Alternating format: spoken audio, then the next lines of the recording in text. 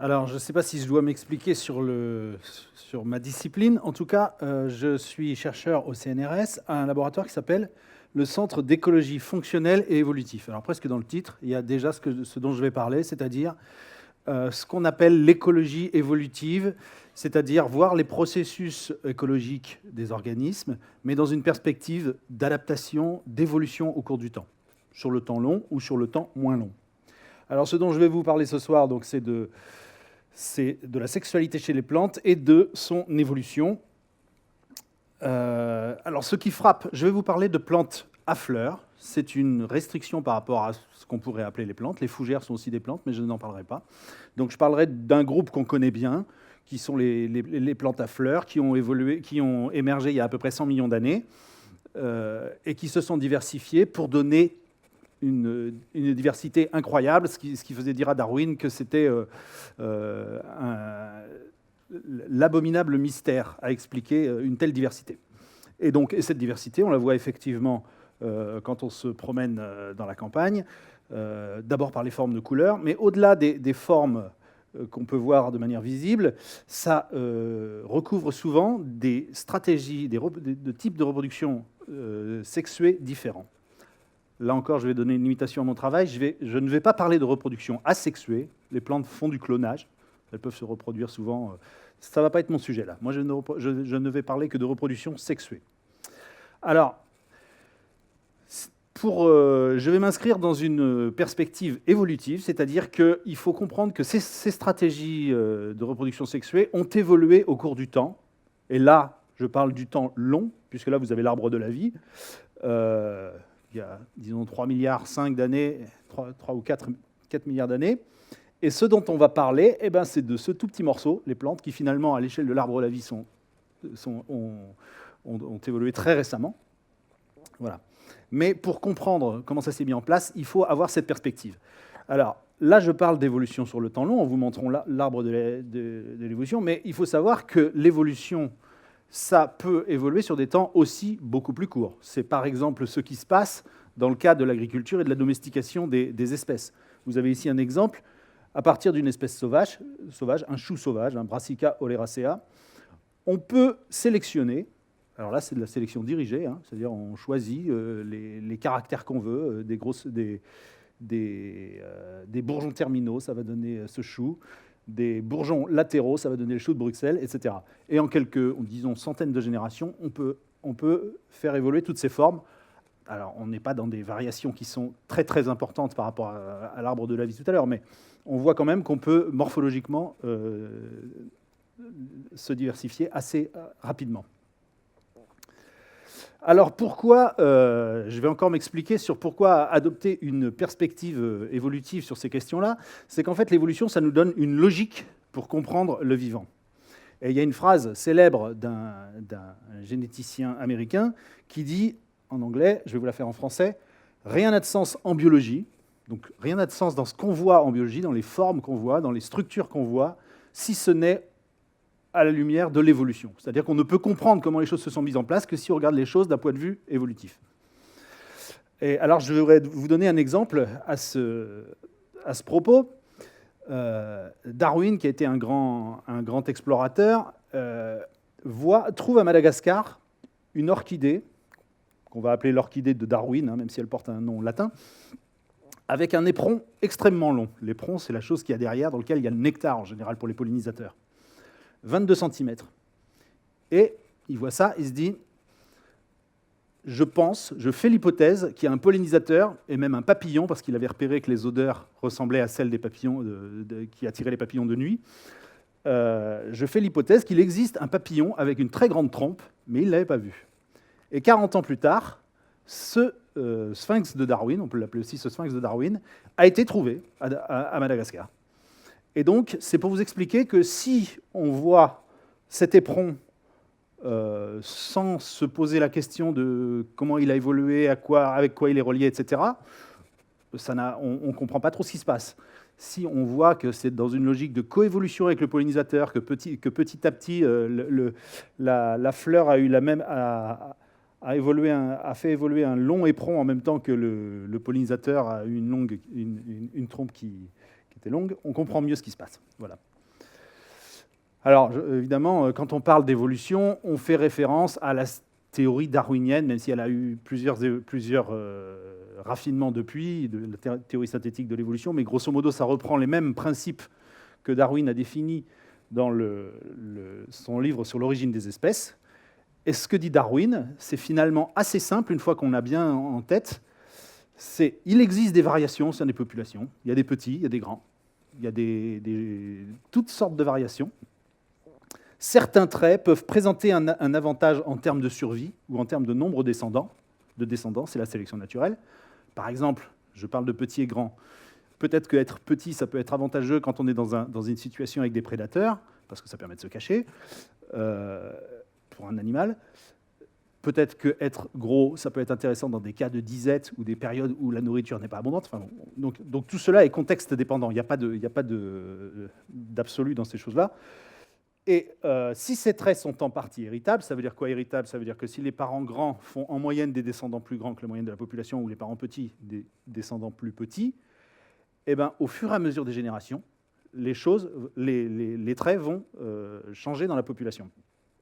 Et cette sélection naturelle, alors ça c'était la position de Darwin, on y reviendra au cours de l'exposé, cette sélection naturelle, qui s'opère sur d'innombrables générations successives, est à l'origine de changements longs et continus dans les populations. Donc l'idée de Darwin, c'est que c'était très lent, que tout ça, ça prenait beaucoup, beaucoup de temps.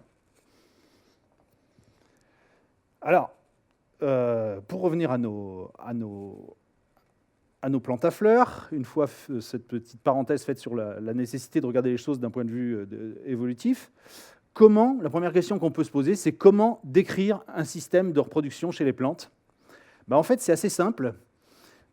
Grosso modo, on sait que dans la reproduction sexuelle, il y a des mâles et des femelles. Eh ben, on fait toutes les combinaisons possibles, et je dis presque, ce que je dis n'est presque pas un mensonge. On fait toutes les combinaisons possibles, on combine les mâles et les femelles à l'intérieur des individus, on les sépare, ou alors on met des mâles et des femelles et des mâles sur d'autres individus, et on trouve en général cette situation dans la nature. Autrement dit, il y a une diversité chez les plantes à fleurs qui est énorme et qui, finalement, c'est presque la combinaison de tous les cas possibles. Et finalement, la question des systèmes de reproduction revient à se poser la question comment se répartissent les sexes, mâles et femelles, au sein des individus. Alors, on va faire une petite... c'est pas encore le printemps, mais on peut déjà... voici par exemple une espèce fréquente dans la région parisienne au printemps, qui, si on la regarde de près, à gauche, on n'a pas tout à fait la même structure qu'à droite. En fait, ici, on a un pistil, organe femelle, et ici, on a des étamines, organe mâle, qui va donner le pollen. Et donc, c'est tout simple, on est dans un cas où on a des mâles et des femelles. Cette espèce, Silene dioica, vous allez voir, parce que dioïque, c'est ce qui définit justement le fait d'avoir des mâles et des femelles. Et puis, si on regarde une espèce très proche, qui lui ressemble beaucoup d'ailleurs, non, c'est pas celle-là, Silene vulgaris, eh ben, elle est hermaphrodite. Elle est hermaphrodite, c'est-à-dire que dans la fleur, on a les mâles, la fonction mâle et la fonction femelle, la même fleur. Évidemment, on y reviendra longuement. Dès qu'on a cette situation, on peut s'attendre à ce que la plante se reproduise toute seule. Puisqu'elle a les organes mâles et les organes femelles, il n'y a pas d'impossibilité. Mais on a encore d'autres situations. Je ne vais pas toutes vous les décrire. Une situation très commune chez nous, dans le sud de la France, le thym dans la garrigue. Si on observe une fleur de thym, enfin des fleurs de thym, ce qu'on a à gauche, là, par exemple, on voit une corolle, a priori, on ne voit rien dedans. Si on regarde bien et qu'on dissèque la fleur, on va trouver un pistil, au fond. Et là, on voit des étamines qui sortent, mais ces plantes ont aussi un pistil. On est donc en présence de pieds hermaphrodites, de plantes hermaphrodites, mâle-femelle dans les mêmes individus, et de pieds femelles tout seuls. Voilà. Et donc ça a été beaucoup étudié, notamment dans mon laboratoire, dans les années 80, moins maintenant. Voilà. Évidemment, on peut aussi avoir la situation symétrique, C'est-à-dire, là encore, hein, je prends souvent des exemples du sud de la France, parce qu'en général, les laboratoires, quand ils cherchent des modèles biologiques à travailler, ils vont proche du laboratoire. Donc tout ça, ça pousse dans la région méditerranéenne.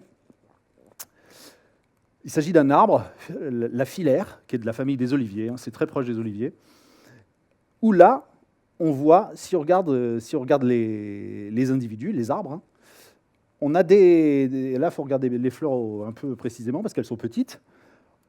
On a des fleurs, des arbres qui ne portent que les organes mâles, avec une absence de stigmate, absence de fonction femelle, et d'autres individus, d'autres arbres, qui ont à la fois des stigmates et à la fois des étamines.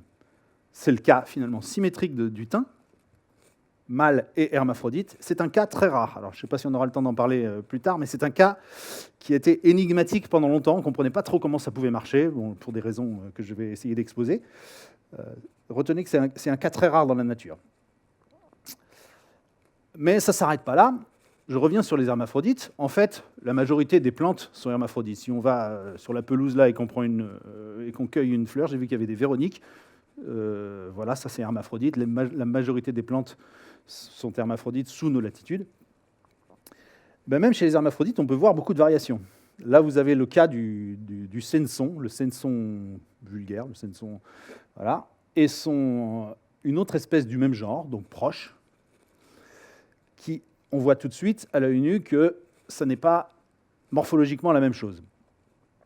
Si on réfléchit un petit peu encore avec cette idée d'adaptation, d'évolution en tête, on se dit ça doit attirer plus les pollinisateurs que ça. Et c'est effectivement le cas. C'est effectivement le cas. Là, on a le cas d'une espèce dont les pétales de fleurs ont complètement régressé et finalement pratique quasiment exclusivement l'autofécondation. Elle a des fleurs hermaphrodites, elle est capable de féconder ses propres ovules, et donc elle fait des graines comme ça. Quant à elle, elle pratique exclusivement l'allofécondation avec un cas particulier, c'est que l'autofécondation est impossible. Il y a un mécanisme génétique qui fait que le pollen ne peut pas germer sur la fonction femelle du même individu. C'est un cas assez connu, voilà, d'empêchement de l'autofécondation. Alors, bon, là, je voulais illustrer avec le senson. On retrouve ces choses-là chez plein d'espèces et plein de genres. Ici, chez le cyclamen, par exemple, de la même manière, on a des corolles très claires chez le cyclamen, chez Cyclamen balearicum, alors qu'on a une corolle très colorée chez Cyclamen repandum. Et si on regarde un peu ce qui se passe, notamment si on s'intéresse aux visites des pollinisateurs, on va voir que celui-là attire beaucoup plus. Celui-là se croise avec ses congénères, alors que celui-là s'autoféconde plus. Alors, il faut faire attention, juste pour vous... je vous ai donné des exemples un petit peu pédagogiques en lien avec les pollinisateurs, mais on a aussi des fleurs qui ne sont pas colorées du tout et qui pourtant pratiquent beaucoup d'allofécondation. C'est par exemple le cas de l'ambroisie. Alors l'ambroisie à Paris, je pense qu'elle est présente, je ne sais pas. C'est une plante invasive, notamment en Rhône-Alpes, qui cause des problèmes d'allergie importants. Et si elle cause des problèmes d'allergie, c'est justement qu'elle envoie beaucoup de pollen pour polliniser ses voisins. Et donc c'est un cas de plante pollinisée par le vent. Donc là, il n'y a pas de structure pour attirer les pollinisateurs. La stratégie pour pratiquer l'allofécondation, ça va être d'inonder de pollen les voisins. Et bon, tout ça pour dire que là, on a vu la pollinisation par les insectes ou par le vent, mais il existe de nombreux modes de transfert du pollen. Bien sûr, les insectes en sont un majeur. Alors, je reviens sur les hermaphrodites, qui sont quand même les espèces majoritaires chez les plantes. Lorsqu'on regarde, par exemple, ce groupe d'espèces, là, il s'agit d'un groupe de petites plantes californiennes de la famille des bourraches. Ici, on a des bourraches. Alors, les bourraches sont mauves, là, les bourraches californiennes sont oranges. Et qu'on reconstruit l'ensemble de l'évolution de ces espèces, on voit, alors en noir, vous avez ici les espèces qui se croisent, qui sont allogames, qui se croisent avec leurs voisins, leurs voisines. Et en gris, vous avez les espèces autogames qui pratiquent l'autofécondation, qui se reproduisent toutes seules. Au passage, là, c'est ce que vous avez sur la photo. Vous avez des grosses fleurs pour celles qui se reproduisent par allofécondation et des petites fleurs, parce que ça ne vaut plus le coup d'investir dans les grosses fleurs lorsqu'on fait de l'autofécondation. Et ce qu'on voit, c'est que c'est souvent en bout de branche, enfin ce qu'on appelle dans notre jargon en bout de branche, c'est-à-dire, ça c'est le temps là, vous avez le temps ici, donc l'ancêtre est très ancien, et on voit que l'ancêtre était noir, donc était allogame, mais que de manière récurrente, on voit évoluer des espèces autogames. Et donc c'est ce qui a fait dire à un grand botaniste, Stebbins, que finalement les espèces autogames, à l'échelle de l'évolution, n'ont jamais des avenirs très longs. Et ça a été montré mieux plus récemment. C'est-à-dire que très souvent, ce qui perdure sur le long terme, c'est les stratégies allogames. Voilà. Alors, juste pour finir sur la classification, donc comme je vous ai dit, finalement, on prend des sexes, on les met dans les mêmes individus, dans des individus séparés, etc. Et à peu près, on trouve toutes les situations. Alors, il y a une bonne manière de classer les systèmes de reproduction chez les plantes, c'est soit on a un seul type d'individu, tous les individus sont pareils dans une population de plantes, soit on en a deux, ou plusieurs, enfin, mais en général deux. Deux, c'est évidemment le cas du thym, par exemple, puisqu'on a vu qu'il y avait des hermaphrodites et des hermaphrodites ici et des femelles. Donc ça va correspondre à ce qu'on appelle, dans un terme barbare, la gynodioétie en anglais. Mais on peut aussi avoir des mâles et femelles, comme on a vu pour le silène. Ça va être la dioétie. Le cas symétrique de la gynodioétie avec des mâles et des hermaphrodites, c'est l'androdioétie, c'est notre filaire, là, l'espèce proche de l'olivier.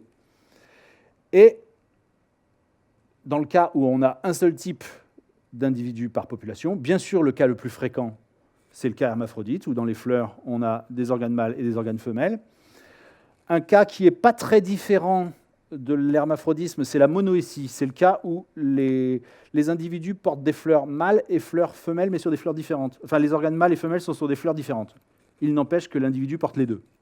Et puis des cas plus anecdotiques où on a des fleurs hermaphrodites avec des mâles ou des fleurs hermaphrodites avec des femelles. Mais ça, c'est plus... voilà.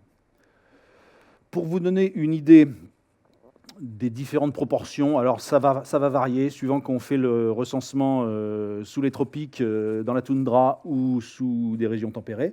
Ça, c'est des proportions sur des flores tempérées, on va dire. Et donc on voit que la majorité des espèces qu'on rencontre sont 72%, hein, dans ce cas, des fois on dit 75-80%, sont hermaphrodites. La monoétie, au passage, la monoétie, ça correspond au maïs. Hein. Le maïs, par exemple, le maïs ou l'espèce sauvage maïs, qui a des fleurs femelles et des fleurs mâles sur le même pied. Andromonoétie, ça c'est les cas plus anecdotiques. Et les cas, donc la dioétie, le cas silène mâle-femelle, là, 4%. Le type thym, gynodioétie, 7%. Et l'androdioétie, je vous disais, c'est très rare, c'est beaucoup moins de 1%, c'est de l'ordre de 0,01%. Et donc c'est d'ailleurs, je pense qu'on aura le temps d'y revenir un petit peu à la fin de l'exposé, parce que ça a été un peu une énigme, ce cas. Ça l'est un peu toujours d'ailleurs, mais il y a quelques cas qui ont été résolus. Alors, pour vous donner quelques repères sur l'évolution de la pensée sur ces questions-là, on va dire dans les sciences botaniques, peut-être que la première approche des systèmes de reproduction chez les plantes, on peut la faire remonter à Linné. Linné, c'est celui qui a introduit la classification linnéenne, c'est-à-dire quand on parle de l'espèce homme, par exemple, c'est Homo sapiens, un nom de genre, Homo, sapiens, un nom d'espèce. Il y a Homo erectus, qui est disparu, qui était une autre espèce, voilà. Et donc, c'est lui qui a défini ce système de classification. Et dans ce système de classification, très souvent, l'un des critères de description, c'est le système de reproduction, comme on l'a vu avec le silène, Silene dioica, dioïque. Voilà. Donc, là, c'était une première une première approche de ces questions-là. Mais là, il n'y avait pas de vision d'évolution. C'était une vision très statique des systèmes. Alors évidemment, Darwin a fourni en fait la première interprétation. Enfin, il y a débat. Enfin, disons que très clairement, Darwin a, je ne sais pas si c'est la première, mais Darwin a fourni une interprétation évolutive de ces questions-là. Et il a d'ailleurs consacré 3 livres aux questions des plantes et des systèmes de reproduction. Le premier sur les orchidées et les insectes correspondants qui les pollinisaient, parce que ça, c'est quelque chose qui l'a toujours fasciné, le fait qu'on ait un insecte spécifique d'une orchidée. Voilà. Un deuxième livre qui n'est pas très connu, mais qui est très intéressant, qui s'appelle « The Effect of Cross and Self-Fertilization in the Vegetable Kingdom ». Alors là, justement, c'est un livre qui rapporte des résultats d'expérience où où les gens qui travaillent avec Darwin, ont fait des croisements expérimentaux en faisant des autofécondations ou des allofécondations, et ils ont regardé ce que donnaient les produits de ça. Et qu'est-ce qu'il a vu ? C'était connu avant lui, mais il l'a un peu systématisé. Qu'est-ce qu'il a vu ? C'est qu'en général, la consanguinité, ça n'est pas très bon. C'est-à-dire que les performances des individus issus de croissements consanguins sont toujours plus faibles. Ça, c'est une règle générale. L'amplitude va être plus ou moins forte, mais les performances sont toujours plus faibles que dans un cas de croissement allogame. Voilà.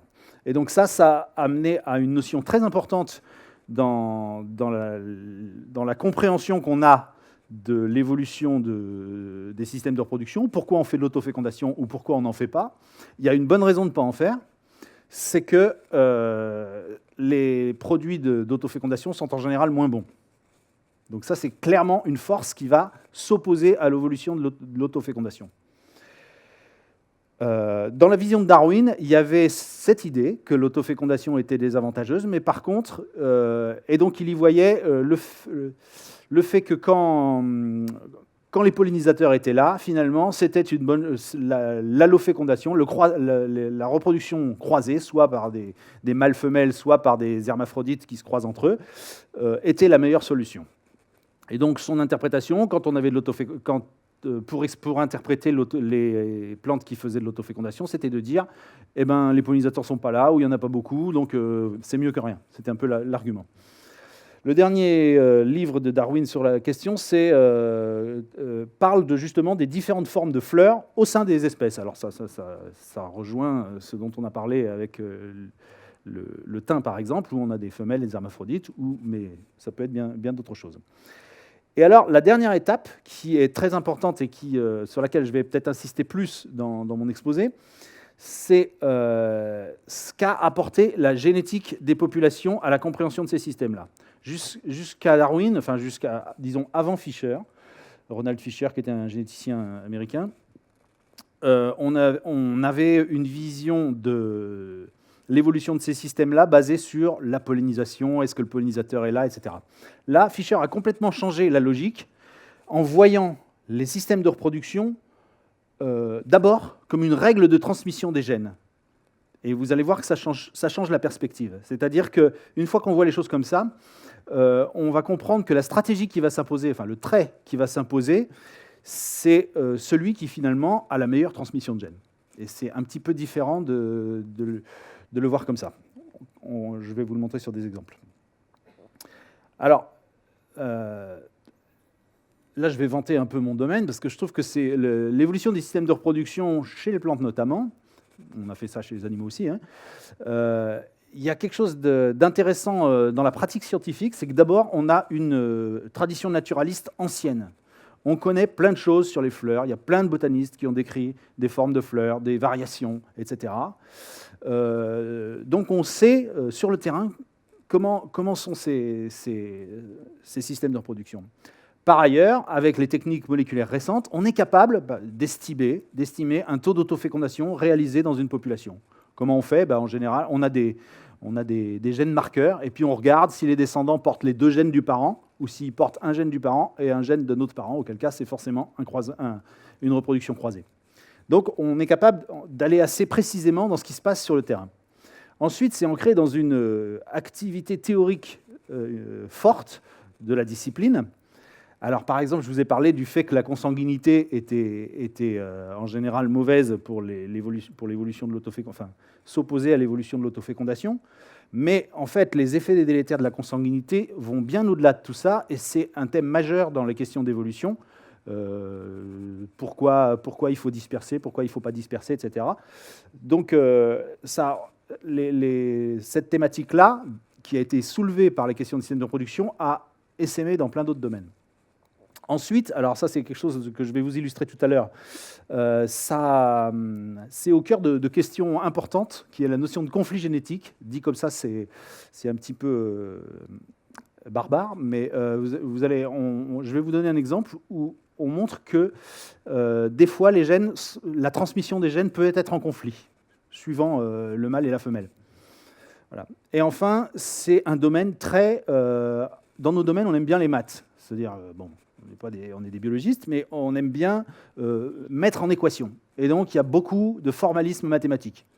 Et beaucoup d'allers-retours. L'intérêt aussi, justement lié à cette tradition naturaliste ancienne, c'est qu'on est capable de faire des allers-retours entre les données et les modèles.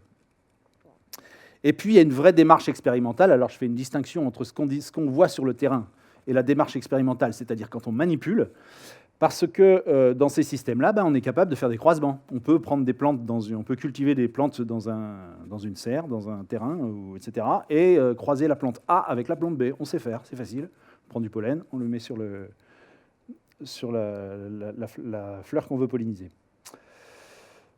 Et enfin, il y a un domaine d'application quand même important à ces questions-là, c'est tout ce qui relève de l'amélioration variétale des plantes en agriculture. Alors, maintenant, là, on va se poser la question de comment comprendre, justement, d'un point de vue, je vais adopter le point de vue fichérien, je vais dire, le point de vue génétique des populations, comment comprendre la diversité des systèmes de reproduction. Finalement, comprendre la diversité des systèmes de reproduction, ça revient à étudier pourquoi certaines fleurs n'ont pas d'étamines, pourquoi il y en a qui ont des étamines et un stigmate, et pourquoi il y a plusieurs types d'individus dans les populations, pourquoi certaines pratiquent la fécondation avec elles-mêmes, autofécondation, ou pourquoi elles se croisent avec leurs voisines. Variation autour de la fleur. Alors, la vision qu'on va adopter, c'est... il y a un livre qui avait fait beaucoup de bruit dans les années 80, de Richard Dawkins, qui est un biologiste anglais, qui s'appelle la théorie du gène égoïste. On va l'appeler le gène égoïste. Le gène égoïste, c'est l'idée que finalement les individus peuvent être vus comme des véhicules de gènes. Les gènes codent pour des fonctions, codent pour une fonction mâle ou pas de fonction mâle, etc. Et finalement, les organismes, comment ils vont évoluer? Ils vont finalement évoluer de manière à les gènes qui se transmettent le mieux sont eux qui vont imposer la stratégie dans la population. Si les gènes, si je dis, pour donner un exemple, si les gènes de couleur bleue, de fleurs de couleur rouge dans une population se transmettent mieux que les blancs, eh bien c'est eux qui vont s'imposer dans la population. Ça fera qu'on aura des fleurs rouges. Et là, de voir les choses comme ça change un petit peu les choses parce que ce qui maximise, et ça c'est ça qui n'est pas forcément évident à comprendre, ce qui maximise la transmission des gènes, ça ne maximise pas forcément le nombre d'individus. Et donc finalement, le processus d'évolution conserve les gènes qui se transmettent bien. C'est des stratégies qui marchent. Alors une fois qu'on a ça comme vision, je voudrais juste commencer par un paradoxe pour vous donner le type de raisonnement qu'on a quand on s'intéresse à ces questions. Imaginez une population, alors ça pourrait être, on va dire, une population où il y a des mâles et des femelles. Les mâles sont en noir, les femelles sont en noir et les mâles sont en blanc. Donc ça, c'est une population qui se reproduit par reproduction sexuée. Chaque génération, elle laisse 2 descendants, un mâle et une femelle, sexe ratio équilibré. Et puis, il y a un mutant dans cette population qui arrive et qui acquiert la capacité de se reproduire tout seul, de faire ce qu'on appelle de la parthénogénèse, du clonage, si vous voulez. Donc là, la femelle, au lieu de laisser un mâle et une femelle, elle va laisser 2 femelles comme elle, qui ont le même patrimoine génétique. Mais ces 2 femelles elles-mêmes, à la génération suivante, vont laisser 2 femelles, alors qu'à la génération ici, alors que dans la reproduction sexuelle, on n'en a qu'une. Et ce processus va être multiplicatif, et on voit bien qu'au bout de plusieurs générations, la reproduction asexuée a complètement envahi. Là, vous voyez, on en a 8 contre 2 individus. La reproduction asexuée a complètement envahi. Or, on a donné exactement les mêmes paramètres. Chaque femelle laisse 2 individus. Voilà. Et donc ça sonnait un peu comme un paradoxe, mais voilà typiquement ce qu'a apporté la génétique des populations. C'est-à-dire, si on voit le problème d'un point de vue de la transmission des gènes, on comprend, c'est ce qu'on a appelé le problème du coût des mâles. À quoi servent les mâles, finalement ? Parce que démographiquement, ils empêchent la population de se développer plus vite. Mais donc ça a été intéressant comme hypothèse de base, parce qu'après, comme la reproduction sexuée est partout, la question c'est pourquoi elle est partout ? Normalement, on ne devrait pas l'avoir. Donc il doit y avoir des avantages au sexe qu'on n'a sans doute pas identifiés. Voilà, ça c'était juste pour vous donner le mode de pensée un peu de la génétique des populations. Alors maintenant, on va revenir un peu plus près de nos plantes. Si on revient à nos plantes, finalement, si on applique cette règle de transmission de gènes, une femelle, elle va transmettre ses gènes à la génération suivante dans ses ovules, par ses graines, par les graines qu'elle porte, sachant que les graines portent aussi un gène du père, mais donc la femelle transmet par ses ovules. Le mâle, lui, transmet par le pollen qui contient les spermatozoïdes et qui donc va féconder pour fabriquer des graines. Jusqu'à là, ça va. Mais si on reprend la situation du thym, on voit qu'il y en a un qui a un avantage là, parce que l'hermaphrodite, lui, il fait des ovules, mais il fait aussi du pollen. Donc il a a priori beaucoup plus de copies de gènes dans sa descendance que la femelle. Et donc, en appliquant le raisonnement de tout à l'heure, on devrait voir disparaître les femelles. Sauf si les femelles produisent plus de graines. Mais combien il faut qu'elles en produisent plus ? 2 fois. 2 fois, puisque si on fait la somme de ce qui se passe là, comme toute graine a un père et une mère, forcément, tous les grains de pollen viennent des hermaphrodites, et donc, lui, en moyenne, laisse 2 copies de ses gènes. La femelle n'en laisse qu'une. La seule manière d'en laisser 2, c'est de faire 2 fois plus de graines. Alors, c'est donc un raisonnement basique qui nous fait dire, voilà, si on retourne dans la garrigue et qu'on va regarder les thym hermaphrodites et les thym femelles, on doit trouver que sinon elles ne se maintiendraient pas. On doit trouver que les femelles produisent plus de graines, 2 fois plus de graines même. C'est même plus, 2 fois plus de graines. Et en fait, on ne trouve pas ça. Évidemment, comme souvent, c'est ça l'intérêt des allers-retours, d'avoir des modèles et de les confronter aux données. Ça ne marche jamais exactement comme ça. Donc ça a été fait. Et en fait, elles produisent un peu plus, mais pas de manière à pouvoir se maintenir. Parce que tant qu'elles font moins de 2, elles doivent disparaître. Alors, après, ce qu'on est allé faire, c'est qu'on est allé chercher, on s'est posé la question, mais finalement, comment on devient une femelle ? Comment, par exemple, on passe d'hermaphrodite à femelle ? Est-ce qu'il y a... Et en fait, donc les gens se sont amusés justement à faire des croisements, etc., parce que ce qu'on appelle la stérilité mâle, c'est-à-dire des femelles dans les populations, il y en a beaucoup. Il y a beaucoup d'espèces qui ont ça un petit peu, et puis certaines qui en ont significativement, comme le thym, mais c'est des mutations qu'on trouve assez fréquemment. Et alors, la chose intéressante, c'est qu'on a trouvé des gènes de stérilité mâle, donc des gènes femelles, si vous voulez. Simplement, ils étaient particuliers, ils n'étaient pas dans le noyau. Le noyau contient les chromosomes avec les gènes, qui sont transmis dans les ovules, dans le pollen. Mais les plantes, comme nous d'ailleurs, mais les plantes ont 2 types d'organites qui contiennent aussi quelques gènes, c'est les chloroplastes et les mitochondries. Mitochondries pour respirer et chloroplastes pour faire la photosynthèse.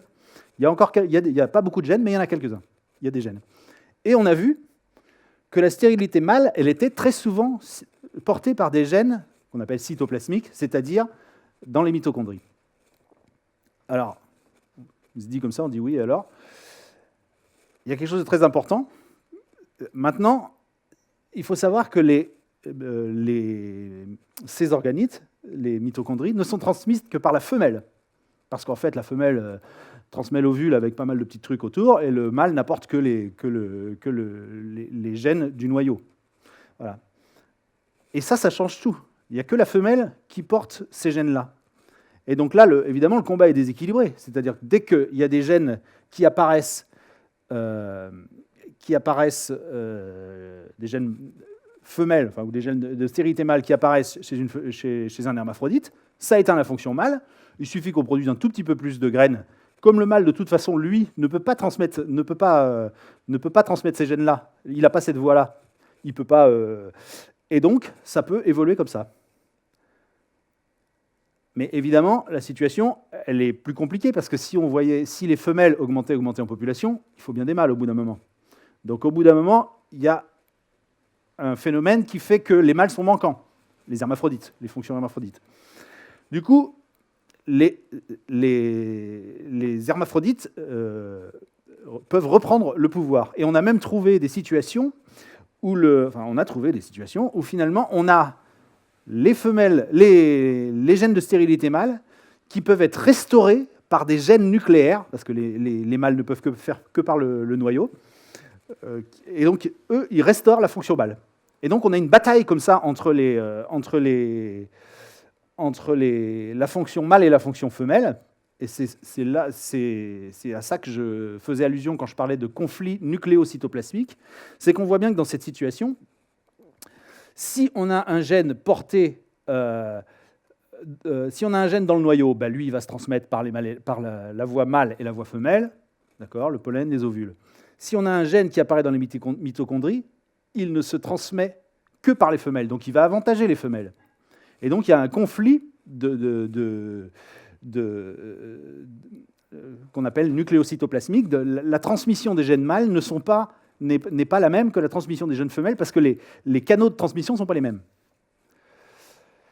Et donc ça illustre une idée que je trouve assez intéressante, c'est que finalement, pour une fonction donnée, par exemple là, faire des femelles, éteindre la fonction mâle, eh ben, le véhicule des gènes est celui qui maximise la transmission. Alors là, on est dans le pur gène égoïste, là. C'est-à-dire que finalement, un gène femelle, il peut apparaître dans le noyau, mais il a peu de chance. S'il apparaît dans la mitochondrie, là, il a beaucoup plus de chance, parce qu'il est le seul à transmettre, parce que la femelle est le seul à transmettre les mitochondries. Donc voilà, ça c'est une notion que je vous... mais la notion de conflit, on a l'impression que tous les gènes se transmettent dans une bonne harmonie, etc. Non, pas forcément. Il y a des conflits de transmission, et là je vous en illustre un. Alors voilà, ça c'était la première partie un peu générale pour vous expliquer un peu le type de raisonnement qu'on met en place pour essayer de comprendre la diversité des systèmes de reproduction. J'ai pris quelques exemples, l'exemple du thym, enfin de la gynodio-ici. Mais on peut, par une approche de ce type, on peut réfléchir à tous les systèmes de reproduction. Alors la deuxième partie de mon exposé, là, du coup, va s'intéresser à des choses beaucoup plus proches de mes propres travaux, que sont l'évolution contemporaine des systèmes de reproduction. Comme je vous ai dit en introduction, l'évolution, ça peut être sur le temps très long, mais ça peut être sur des temps beaucoup plus courts. Et c'est un peu l'enseignement, on va dire, de ces 15-20 dernières années de recherche, c'est que finalement, on s'aperçoit que les processus d'évolution liés à... Parce qu'aussi, on les étudie face au changement climatique, face à tout ça, les processus d'évolution sont beaucoup plus rapides que ce qu'on pensait, et que ce que pensait Darwin, d'ailleurs, parce qu'il pensait que c'était infinitésimal. Alors, moi, je m'intéresse à ces questions une question simple qu'on peut se poser, c'est quel est l'effet du changement climatique et du déclin des pollinisateurs sur la reproduction des plantes. Changement climatique, ça ne tombe pas sous le sens, mais quand même, en général, quand il fait plus chaud, on va fleurir plus tôt, donc ça va forcément induire éventuellement des désynchronisations dans les floraisons, les pollinisateurs ne vont peut-être pas émerger au même moment que les plantes, etc. Donc ça peut avoir un effet sur le système de reproduction, mais le déclin des pollinisateurs avéré dans de nombreuses régions du monde, lui, on comprend qu'il a potentiellement le pouvoir d'impacter vraiment la transmission du pollen entre les individus, et ça va constituer une pression de sélection forte sur les populations. Alors en fait, voilà, si on revient à notre schéma, ça revient à dire qu'est-ce qui se passe là dans le cadre du déclin des pollinisateurs, que devient cette flèche rouge? Voilà.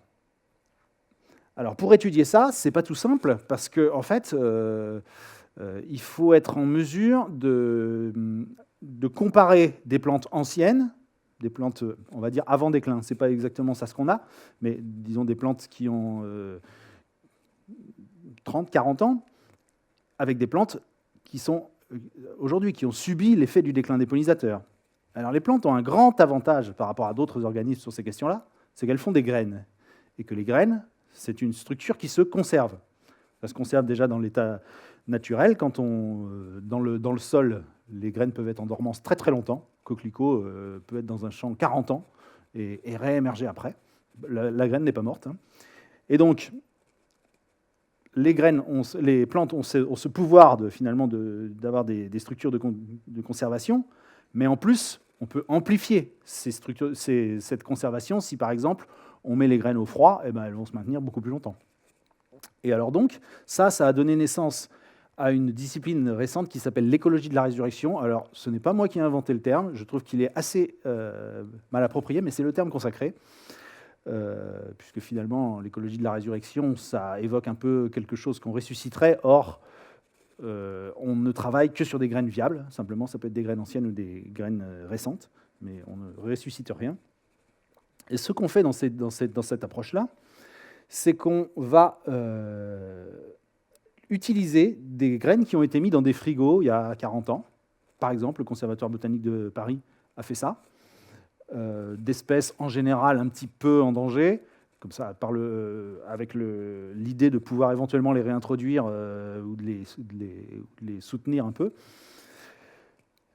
Et donc, on a ces échantillons de plantes des années 80, et rien ne nous empêche, c'est ce qu'on a fait d'ailleurs, de retourner 40 ans plus tard sur exactement la même localité, parce que tout ça c'est bien référencé, et donc on va avoir les descendants des plantes qui sont dans les frigos.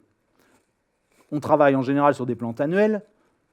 Enfin, moi, je travaille sur des plantes annuelles, donc ça veut dire qu'une génération, c'est 1 an. Ça veut dire qu'entre 1980 et 2020, il s'est passé 40 générations. Et éventuellement, on peut se poser la question de savoir si les choses ont évolué face au réchauffement significatif depuis 40 ans, au déclin des pollinisateurs significatif depuis 40 ans. Et évidemment, l'intérêt de cette méthode, c'est que je peux cultiver en 2022 les anciennes et les actuelles juste à côté, dans une serre, dans un terrain, etc. Donc elles sont exactement dans le même environnement. Parce que vous comprenez bien que si quelqu'un avait fait une description de la population dans les années 80, par exemple, c'est tout le problème d'ailleurs qu'on a quand on dit que les plantes fleurissent plus tôt. Si on mesure la date de floraison en 1980 parce qu'un botaniste est allé sur le terrain et a dit « j'ai vu une fleur qui a telle plante en fleur à telle date », et puis quand en 2020, il retourne là et qu'il voit que ça a changé, on ne sait pas ce qui est de l'effet de la plasticité, si vous voulez, c'est-à-dire juste parce qu'il fait plus chaud, la plante fleurit plus tôt, de ce qui est de l'évolution. Si on regarde juste les données de terrain, on ne peut pas dire si les plantes ont évolué. On peut juste voir qu'elles ont changé, mais comme l'environnement a changé aussi, on sait que quand on nourrit plus une plante, elle est plus grosse. Donc si on concluait que par exemple, le fait de mettre plus les plantes sont plus grosses en 2020 qu'en 1980, ça pourrait juste être l'effet des engrais dans les champs. Bon. Donc là, l'intérêt de la méthode, c'est qu'on va cultiver en environnement parfaitement commun. Et donc si on voit des différences, c'est bien de l'évolution qu'il s'agit.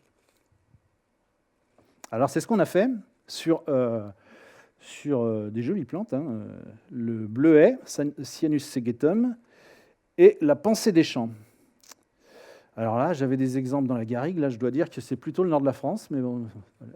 Donc, avec le bleuet, c'est une population qui a été échantillonnée à Amiens, et la pensée des champs à Dijon. Ces deux espèces sont des plantes hermaphrodites. Voilà, annuelles, ce qu'on appelle des messicoles, c'est-à-dire c'est des plantes qui sont généralement associées aux moissons, enfin, on va dire dans les champs, quoi. Et donc, ce qu'on a fait, c'est qu'avec nos échantillons anciens et nouveaux, on a regardé, par exemple, quelle était leur date de floraison. Alors, ici, vous avez... tout à l'heure, j'ai dit 40 ans entre mon vieil échantillon et mon nouveau. En fait, j'ai triché un peu, on a un peu moins que ça. Hein. Mais on a de l'ordre de 20 ans, quoi. Alors, ça ne marche pas. Voilà. Donc, sur l'échantillon de 92, on note la date moyenne de floraison. Ça, c'est en jours après la germination. Donc, on est à peu près à 110 jours après germination pour l'échantillon ancien. Voilà. Et on voit que pour l'échantillon de 2010, dans les mêmes conditions exactement, on a perdu 3 jours. On est à peu près à 100, oui, un peu plus de 107. Voilà. Même expérience pour la pensée. On voit à peu près la même chose, de manière plus nuancée. Mais dans les deux cas, on a des plantes qui fleurissent plus tôt, ce qui est plutôt cohérent avec ce qu'on attendrait. Après, sur le bleuet, par exemple, mais on fera pareil sur la pensée, on s'est intéressé à la structure des fleurs. Et on a vu de manière étonnante, et là je dois dire qu'on n'attendait pas ça, on a vu que la taille des capitules, alors ce que j'appelle un capitule, c'est ça, là, c'est ce qu'on pourrait appeler une fleur, mais d'un point de vue botanique, ça n'est pas une fleur. La fleur, c'est juste une petite partie. En fait, le capitule, c'est une inflorescence, un groupe de fleurs. Donc, mais évidemment, ce qui va compter pour le pollinisateur, c'est un peu la grosse tache bleue qu'on voit. Donc, on mesure la taille du capitule, et on voit que la taille du capitule a augmenté significativement entre ces deux dates. La durée d'anthèse, alors ça c'est le temps où la fleur est réceptive. La durée d'anthèse, elle aussi, a augmenté. Et un peu ensuite, si on mesure ce qu'on appelle l'affichage floral, c'est-à-dire combien une plante a simultanément de fleurs, de capitules, en fleurs en même temps, eh ben on voit que celui-là aussi a augmenté. Donc en clair, on a l'impression d'avoir des plantes qui sont plus attractives, plus visibles aujourd'hui, pour le bleuet, qu'il y a 20 ans. Alors même chose chez la pensée, sauf qu'on ne trouve pas du tout les mêmes résultats. Chez la pensée, si on mesure la hauteur de fleur, on voit qu'elle diminue. Donc c'est la taille de fleur, si vous voulez, hein, on pourrait prendre la largeur, ça marcherait exactement pareil. La durée d'anthèse, elle aussi, diminue. Donc en fait, elle est réceptive moins longtemps, elle est ouverte moins longtemps, elle se ferme plus vite. Et donc ça ressemble, au contraire du bleuet, à une réduction de l'attractivité. Alors on pousse le raisonnement, on continue. Elle a un petit truc sympa, la pensée, c'est qu'elle a ce qu'on appelle du polymorphisme de couleurs dans les populations. C'est-à-dire, si on se promène dans ces populations-là, on va en voir qui ont des taches. Ça revient à ce que la question posée Darwin, enfin le livre de Darwin, les différentes formes de fleurs au sein des mêmes populations. Elle a des taches bien visibles, violettes, sur l'un des morphes. On en a un qui est complètement pâle, et puis on en a un qui est un peu entre les deux. On peut classer en 3 assez facilement. Et donc, on a notre échantillon ancien, notre échantillon nouveau, on peut calculer les fréquences, les proportions de chaque. Et là, ce qu'on voit, c'est que l'échantillon de 91, il avait une majorité de morphes violets et une minorité de blanches, enfin moins de blanches, et qu'en 2012, c'est le morphe pâle qui a complètement pris le pas sur les deux autres formes. Et donc ça nous fait, en fait, c'est un peu la même, ça va dans le même sens que la réduction de la taille. C'est-à-dire, on se dit, a priori, toutes ces choses-là, c'est des signaux pour les insectes, pour attirer les insectes. Donc, a priori, on se dit, ça doit ressembler à quelque chose de... Est-ce que la plante n'est pas en train d'abandonner la fécondation avec ses voisines? Est-ce qu'elle ne pratique pas l'autofécondation? Eh bien, ça, on peut le mesurer. Alors, justement, à l'aide des outils de la génétique, on peut aller regarder dans les... C'est ça qui est assez génial, d'ailleurs, c'est qu'avec un échantillon de graines ancien, on peut dire quel était le taux d'autofécondation en 1990. Je n'y étais pas, mais toute l'information est contenue dans les graines. Donc voilà, ça c'est des techniques de labo assez classiques. On regarde si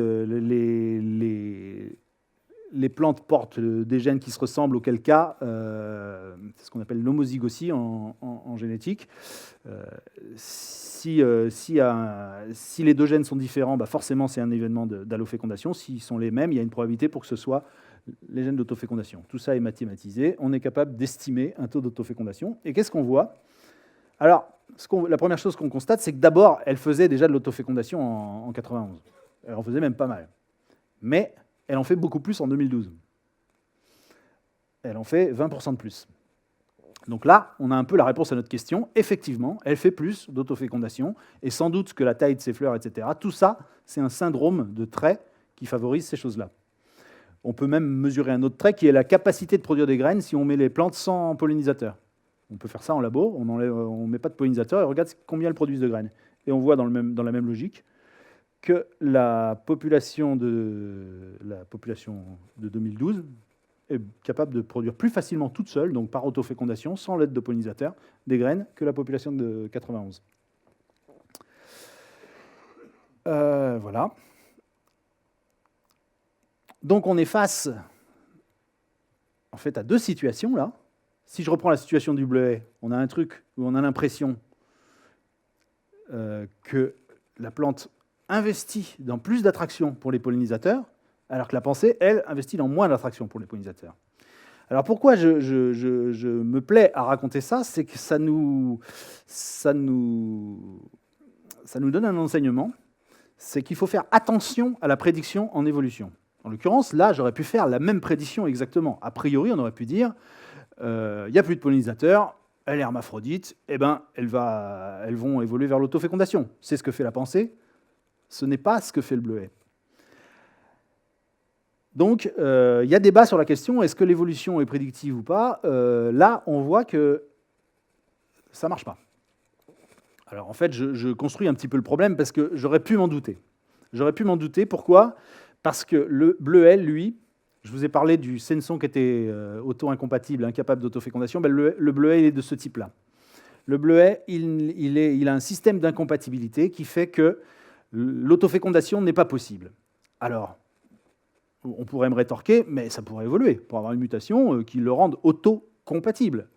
Oui, c'est vrai, mais en l'occurrence, c'est probablement des changements qui sont beaucoup plus compliqués et qui n'ont pas eu lieu en 20 ans, que juste de réduire la taille des populations, sachant que les pensées, quand on mesure, et là on est exactement dans la sélection darwinienne, si on mesure les pensées de 1991, je crois, on a des petites, on a des grandes. La moyenne, elle est plus grande que la moyenne de 2020, mais on a déjà de la variation. Donc qu'est-ce qui s'est passé? Eh ben, c'est les petites qui ont pris le pas.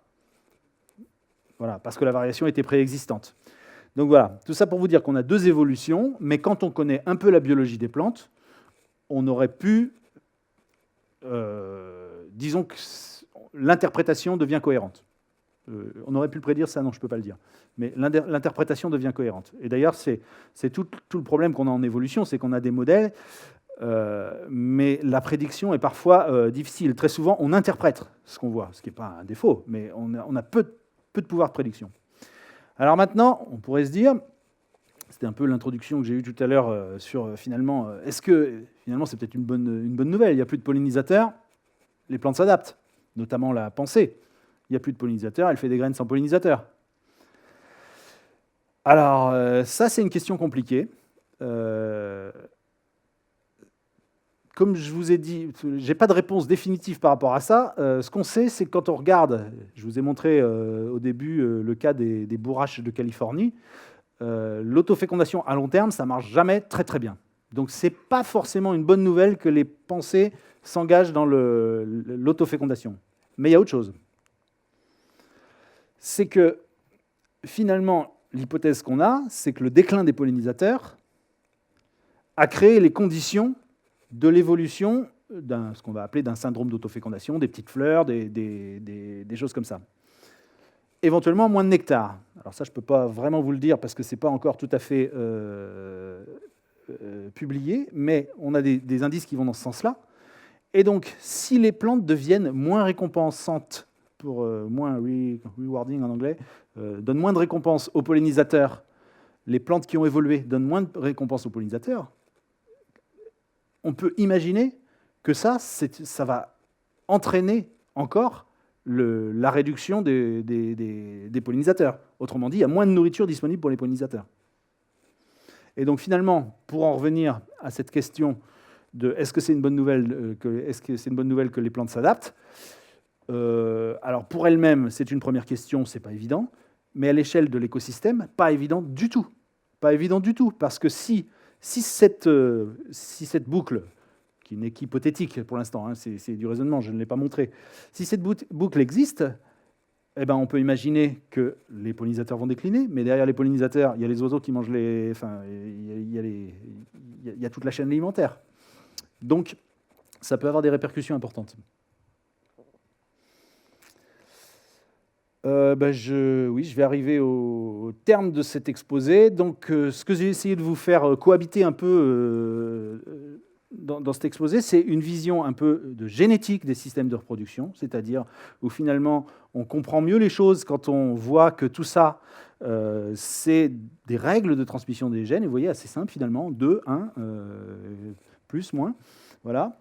Mais les systèmes de reproduction, c'est aussi du domaine de l'écologie, parce qu'on voit bien qu'il y a plein de facteurs écologiques qui vont impacter ces choses-là, notamment à court terme, dans le cas du déclin des pollinisateurs, par exemple, qui affecte directement les systèmes de reproduction. Voilà, donc il y a vraiment une dialectique entre ces deux choses, la génétique et l'écologie. Voilà. En tout cas, c'est comme ça que moi je pratique cette question. J'ai essayé aussi de vous montrer que dans le développement de cette discipline, il y a toujours eu un aller-retour entre les approches théoriques, absolument nécessaires, mais limitantes, parce qu'un modèle ne capte jamais tout, et les approches empiriques. Et c'est souvent parce qu'on ne trouvait pas ce que les modèles prédisaient qu'on a fait avancer les choses. Ça a été le cas, par exemple, on ne trouvait pas le fait que les thym femelles produisaient 2 fois plus de graines que les hermaphrodites. On est donc allé chercher dans les gènes et on a trouvé cette fameuse stérilité cytoplasmique. Voilà. Et moi, je tiens à ce qu'il y ait d'ailleurs un bon équilibre entre ces deux composantes, parce que c'est la seule manière de faire avancer la science. Et je vous avais promis de vous parler de la filaire. La filaire, c'est le cas de l'androdioécie, qui était vraiment un cas qu'on ne comprenait pas à la lumière des modèles théoriques. Parce que finalement, autant les femelles ont cet avantage, ont cette possibilité de transmettre des gènes femelles que les mâles n'ont pas, mais les mâles n'ont pas de... Pourquoi il y a des mâles avec des hermaphrodites? Puisque eux, ils n'ont pas d'avantage particulier, donc ils devraient juste être désavantagés. Et donc ça avait mené les théoriciens à dire l'androdioécie n'existe pas.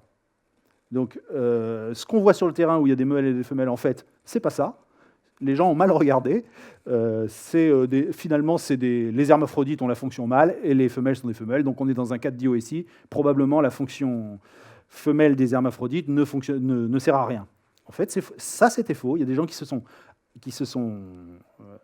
ont essayé de creuser le sujet et qui ont vu qu'il y avait vraiment fonctionnellement des populations androdioïques, ce qui a amené la question de savoir pourquoi les mâles pouvaient se maintenir. Et assez récemment, on a trouvé un argument dans le cas de la filaire. C'est l'idée, justement avec un système d'incompatibilité, les mâles, les femelles, les hermaphrodites, en fait, il y a un système d'incompatibilité qui fait que la moitié des hermaphrodites est compatible avec l'autre moitié, alors que les mâles sont compatibles avec tout le monde. Et donc, eux peuvent polliniser tout le monde, alors que la fonction mâle des hermaphrodites ne peut polliniser que la moitié de la population. Bon, je vous ai fait l'histoire vite, mais tout ça pour dire que c'est justement parce que c'était le rapport entre les approches empiriques et les approches théoriques. Alors, dans la deuxième partie de mon exposé, je vous ai montré que finalement, ces systèmes de reproduction qu'on voyait au départ, ayant évolué sur des temps très longs, alors là, je vous l'accorde, on n'est pas passé de femelle à mâle, hein, on a changé le taux d'autofécondation, on a modifié les pétales. Mais quand même, on voit que ça peut évoluer très vite. Et donc ça, c'est vraiment aussi un acquis de ces dernières années, plus généralement que sur le système de reproduction, hein, mais de s'apercevoir que les espèces sont capables d'évoluer assez rapidement face aux changements, et évidemment aux changements qu'on connaît en ce moment. La question de la prévisibilité de l'évolution, ça c'est une grande question. Ma position, c'est que finalement c'est assez difficile de prédire. On peut faire des... On est souvent assez bon pour interpréter, pour dire « Ah bah oui, c'est comme ça, je vois pourquoi c'est comme ça ». Mais en fait, il y a souvent plusieurs solutions à une pression de sélection. Vous voyez, par exemple, là, le cas de on diminue les pollinisateurs, ben, une espèce, du fait de son histoire évolutive, a un système d'incompatibilité. Elle ne pourra pas évoluer vers l'autofécondation, au moins à court terme. Peut-être à plus long terme, mais pas à court terme. Donc, ce qui fait qu'elle ne prend pas la même voie qu'une autre espèce qui a hérité d'autres choses par le passé. Voilà. La question de l'évolution est-elle en mesure de sauver les populations? Alors ça, c'est une vraie question. Hein. Ça renvoie à des modèles récents, ce qu'on appelle des modèles de secours évolutifs. Est-ce que l'évolution peut sauver les populations? Eh ben, j'aurais tendance à dire que ça dépend. Oui, il y a des traits sur lesquels c'est évident que, par exemple, ajuster sa phénologie au climat, ça paraît une bonne stratégie. Il y a d'autres choses, justement, en vertu de la théorie du gène égoïste, qui fait que finalement, on peut avoir des traits qui évoluent sans pour autant qu'ils maximisent la démographie de la population, autrement dit, et à l'extrême, entraîner l'extinction. Ça, c'est des cas plutôt théoriques et jamais, à ma connaissance, il n'y a pas beaucoup de choses qui ont été démontrées empiriquement, mais c'est quand même une question qu'on se pose. Par contre, ce qui est évident, c'est qu'on voit bien que l'évolution au sein des espèces est à même de modifier les interactions entre espèces, là, par exemple entre plantes et pollinisateurs, puisque les plantes deviennent finalement indépendantes des pollinisateurs, et donc ça peut avoir des effets en cascade sur l'ensemble de l'écosystème. Et ben voilà, mais je vous remercie pour votre attention.